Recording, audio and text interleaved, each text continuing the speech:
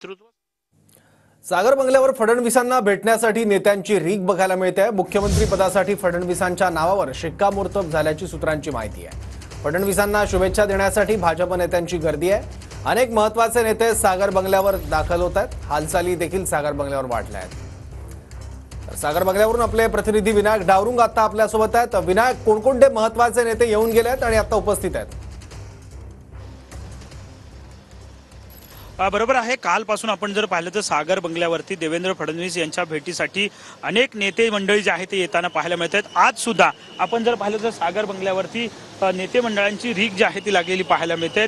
अनेक नेते मंडळी सकाळपासून येत आहेत। यामध्ये शिवेंद्रराजे भोसले, रवी राणा, राम सातपुते, अनिल पाटील मंत्री, संभाजी पाटील निलंगेकर, राहुल नार्वेकर विधानसभा अध्यक्ष, रमेश अप्पा कराड असे सगळेच नेते मंडळी जे आहेत या ठिकाणी सदिच्छा भेट जी आहे ती घेत आहेत, शुभेच्छा देवेंद्र फडणवीस यांना देत आहेत। कारण भाजपचं यश जे आहे ते देवेंद्र फडणवीस यांच्या नेतृत्वात अभूतपूर्व आलेलं पाहायला मिळतं। 132 जागा भाजपने जिंकलेल्या आहेत। त्यामुळे सगळ्यात मोठा पक्ष जो आहे तो महायुतीतला भाजप आहे, राज्यातला भाजप आहे आणि त्यामुळेच या सागर बंगला जे निवासस्थान आहे उपमुख्यमंत्री देवेंद्र फडणवीस यांच्या बंगल्याच्या बाहेर आपण जर पाहिलं तर मोठ्या संख्येनं सगळेच नेते मंडळी आता सकाळपासूनच यायला पाहायला मिळतात आणि शुभेच्छा देताना दिसून येत आहेत। त्यामुळे आता देवेंद्र फडणवीस यांचं नाव जे आहे ते मुख्यमंत्री पदासाठी जवळपास निश्चित झाल्याची माहिती सूत्रांकडून मिळते आणि त्यानंतर सुद्धा ही रीक जी आहे ती नेते मंडळींची वाढलेली पाहायला मिळते।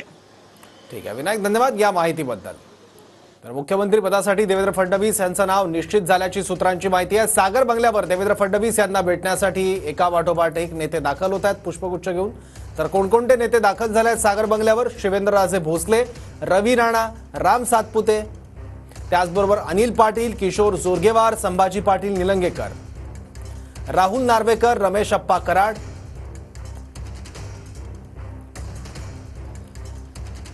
आमचा सगळ्यांचा म्हणजे पक्ष म्हणून येते की आमचे नेते देवेंद्रजी मुख्यमंत्री झाले पाहिजेत। आज त्यांच्या नेतृत्वाखाली एवढं मोठं यश कधी म्हणजे यापूर्वी सुद्धा नाही पण आता मिळालंय आणि भरपूर परिश्रम घेतले। तर आम्हाला सगळी ताकद ही त्यांनी दिली, देवेंद्रजींनी दिली आणि शेवटी महाराष्ट्र ते चालवू शकतात। त्यांचं नेतृत्व तेवढं मोठं आहे हे आपण मागं सुद्धा त्यांच्या मुख्यमंत्री पदातनं अनुभवलंय।